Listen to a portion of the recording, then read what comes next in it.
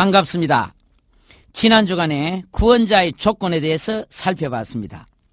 왜 천하인간에 다른 사람은 구원자가 될 수 없고 예수님만이 유일한 인생의 구원자인가? 우리 몇 가지를 공부했습니다. 가장 중요한 것이 지금 문제가 뭐냐 하는 것입니다. 지금 인생의 문제가 뭐냐? 지금 인생들이 무슨 문제에 걸려있고 무엇에 빠져있느냐 하는 것입니다. 수차례 강조했습니다마는 인생의 문제는 죽음의 문제입니다. 인생이 죽음에 걸려있다는 이것을 깨닫지 못하는 한 결코 인생의 해답을 못 찾습니다. 핵심을 찌르지 못하고 변두리로 빙글빙글 돌다가 죽어서 지옥 갑니다. 그러나 정말 인생의 문제를 바로 깨달으면 결론은 예수 믿게 됩니다. 다른 방법이 없습니다. 신앙의 힘이 아니고서는 인간은 결코 죽음의 공포를 이기지를 못합니다. 죽음 앞에 장사 없습니다. 인간의 용기나 의지로서는 절대로 죽음 앞에 서지 못합니다. 죽음이 그만큼 무섭습니다. 제가 아는 분 가운데 나이가 50이 넘었어야 늦게 예수 믿은 사람이 있습니다. 제가 물어봤습니다.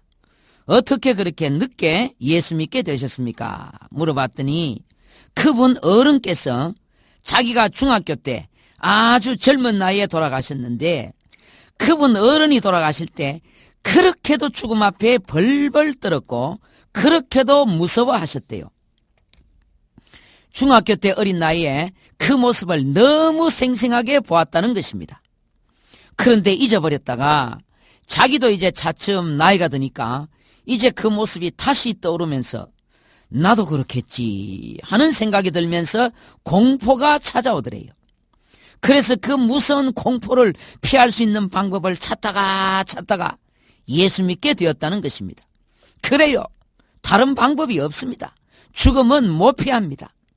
정말 인생의 문제가 죽음의 문제임을 바로 깨달으면 다 예수 믿게 됩니다. 도덕이 어쩌고 윤리가 어쩌고 나는 내 마음을 믿고 어쩌고 하는 사람은 아직 덜 답답한 사람입니다.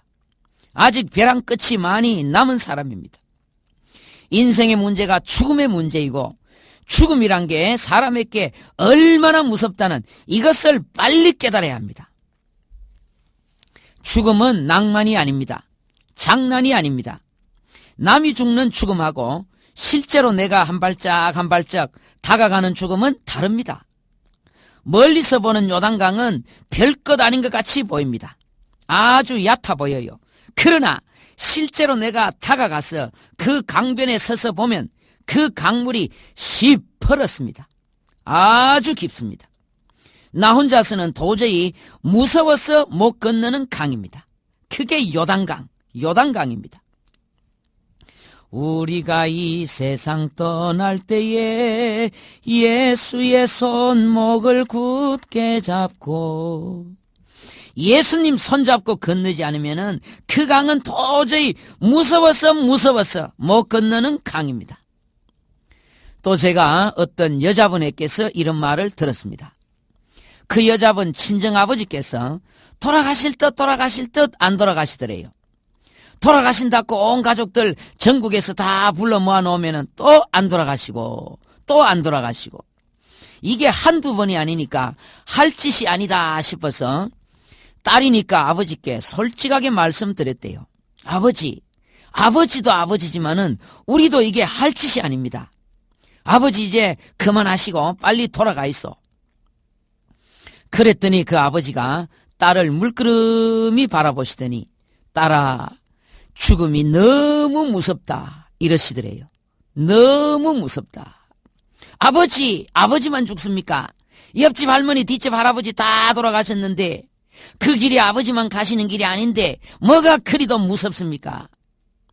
그랬더니 다시 물끄러미 쳐다보시더니 그래도 난 너무 무섭다 그러시더래요. 이게 모든 인간의 솔직한 표현입니다.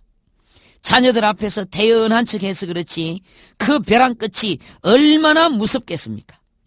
그때 얼마나 심장이 놀라서 쿵덕쿵덕 뛰겠습니까? 죽음 앞에 장사 없습니다. 아직도 제가 기억나는 할아버지 한 분이 있습니다. 이제 연세도 많으시고 암으로 곧 돌아가십니다. 본인도 그것을 알았어요. 그래서 제가 할아버지 예수 믿으면은 과거의 죄 다 용서받고 천국 갑니다. 그러나 끝까지 안 믿었습니다. 난 그래도 착하게 살았는데 특히 그 할아버지 구제를 많이 하셨대요. 계속 그것만 내세웠습니다.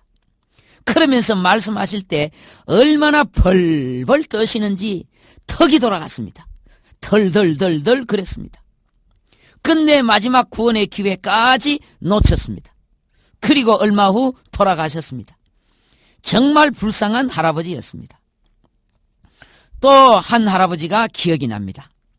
지금부터 약 20여 년 전의 일입니다. 제법 잘 사는 집안의 할아버지였습니다. 연세가 많으셨는데 이제 중병에 걸렸습니다. 그러자 장롱문을 여시더니 그동안 깊숙이 감춰두셨던 현금 2천만 원을 내어놓으셨습니다. 현금으로 2천만 원. 얼마나 오랫동안 모으셨겠습니까? 지금 돈으로 치면은 1억도 넘습니다. 왜 그 돈을 모아두셨고 그때 그 돈을 왜 내어놓으셨겠습니까? 그 돈으로 서울의 가장 큰 병원으로까지 가셨습니다마는 결국 그 병으로 돌아가셨습니다. 죽음은 만인에게 평등합니다. 나에게도 언젠가는 반드시 찾아오는 것입니다. 그래서 모든 인간은 반드시 예수 믿고 구원받아야 합니다. 이것은 선택사항이 아닙니다. 여유 부리고 생각해보고 거드름 피울 일이 아닙니다. 내일로 미룰 일이 아니에요. 가장 급한 일입니다. 이것부터 해놓고 봐야 됩니다. 죽음이 언제 내 인생을 놓고 할지 모릅니다. 예수 믿는다고 교통사고도 안 나고 암에도 안 걸리고 그런 특권은 없습니다. 장수한다는 특권이 없어요. 그러므로 항상 확실한 믿음을 가지고 있어야 됩니다. 죽음 앞에 서서 아무리 무서워서 벌벌 떨다가도 그러나 죽어서 천국 가면 괜찮습니다. 그러나 천국 갈 줄 알았던 많은 사람들이 지옥으로 떨어집니다. 이것이 성경의 가르침입니다. 마태복음 8장 22절 말씀입니다. 그날에 많은 사람이 나더러 이르되 주여 주여 우리가 주의 이름으로 선지자 노릇하며 주의 이름으로 귀신을 쫓아내며 주의 이름으로 많은 권능을 행치 아니하였나이까 하리니 그때 내가 저희에게 밝히 말하되 내가 너희를 도무지 알지 못하니 불법을 행하는 자들아 내게서 떠나가라 하리라. 그날에 한두 사람이 아니라 많은 사람이 천국 갈 줄 알았는데 막상 뚜껑을 열어보니 지옥행이더라는 말씀입니다. 이 말씀은 베드로가 한 말이 아닙니다. 바울의 말이 아닙니다. 우리 주님이 직접 하신 말씀입니다. 물론 믿음이 희미해서 난 천국 갈지 지옥 갈지 잘 모르겠다 하다가 죽어서 천국 가는 사람도 있습니다. 그러나 분명히 천국 갈 줄 알았는데 막상 주님 앞에 서 보니 헛다리 짚었어. 지옥이야. 그런 사람이 훨씬 더 많다는 말씀입니다. 정말 우리는 하나님 앞에 늘 겸손해야 되고 하나님의 도우심을 늘 바라보아야 됩니다. 구원은 믿음입니다. 오직 믿음입니다. 그러나 또 구원은 하나님의 은혜라 합니다. 하나님의 은혜로 구원받는다고 합니다. 그럼 어느 것이 맞는가? 구원은 믿음인가 은혜인가? 잘 들으십시오. 구원은 믿음인가 은혜인가? 자, 에베소서 2장 8절 말씀을 보십시다. 너희가 그 은혜를 인하여 믿음으로 말미암아 구원을 얻었나니. 은혜란 것은 주는 것입니다. 선물입니다. 하나님께서 먼저 구원의 선물로 예수님을 주셨습니다. 그것이 바로 은혜입니다. 그러면 인간은 그것을 고맙게 받아야 되잖아요. 그 받는 동작을 믿음이라 합니다. 믿음은 받는 동작입니다. 은혜는 주는 것입니다. 하나님이 주셨잖아요. 그래서 은혜는 하나님의 은혜입니다. 사람의 은혜가 아니라 하나님의 은혜입니다. 그러나 받는 것은 우리가 받습니다. 받는 것이 바로 믿음인데 그러니까 믿음은 우리의 믿음입니다. 하나님의 은혜와 우리의 믿음입니다. 그럼 어느 것이 먼저입니까? 주는 게 먼저입니까? 받는 게 먼저입니까? 주는 것이 먼저잖아요. 그러니까 은혜가 먼저입니다. 누가 먼저 주어야 받지. 그래서 하나님의 은혜가 1번 타자이고 우리의 믿음이 2번 타자입니다. 너희가 그 은혜를 인하여 믿음으로 말미암아 구원을 얻었나니. 그 은혜를 인하여, 원인입니다. 하나님의 은혜가 먼저다. 그게 원인이다. 그게 1번 타자다 이 말입니다. 성경은 믿음으로 인하여 구원받는다는 말이 없습니다.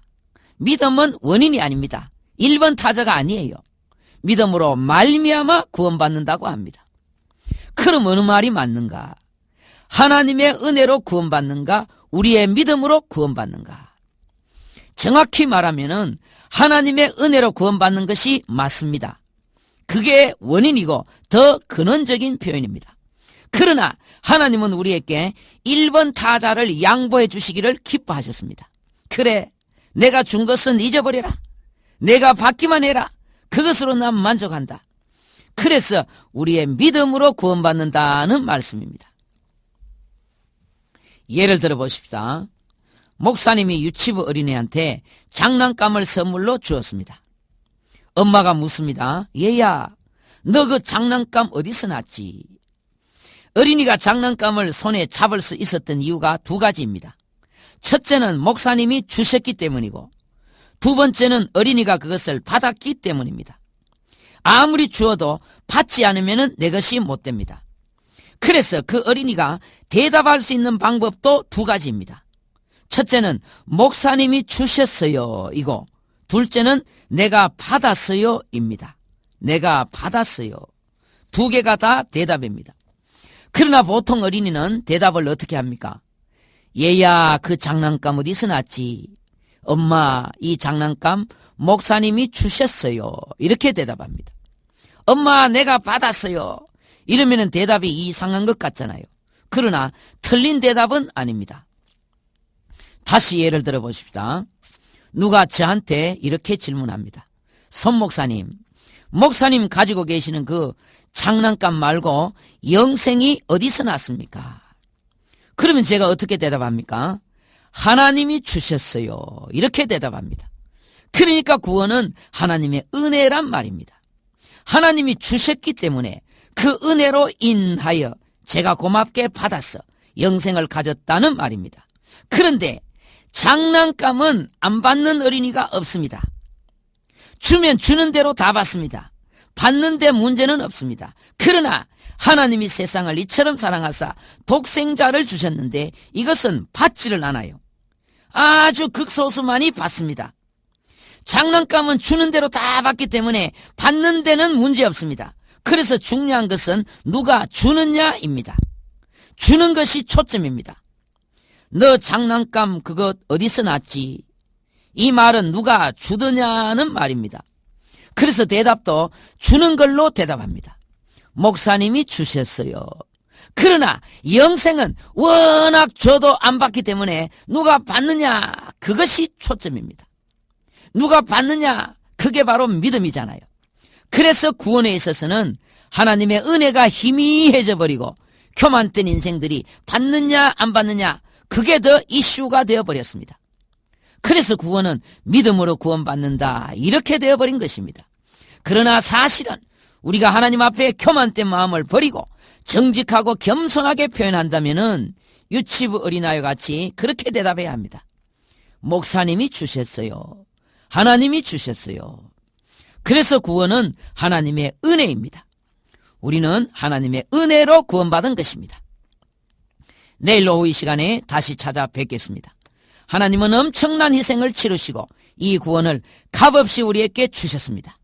늘 감사하시며 기뻐하시며 이 구원의 감격을 마음껏 누리시기 바랍니다. 은혜로운 날 되십시오.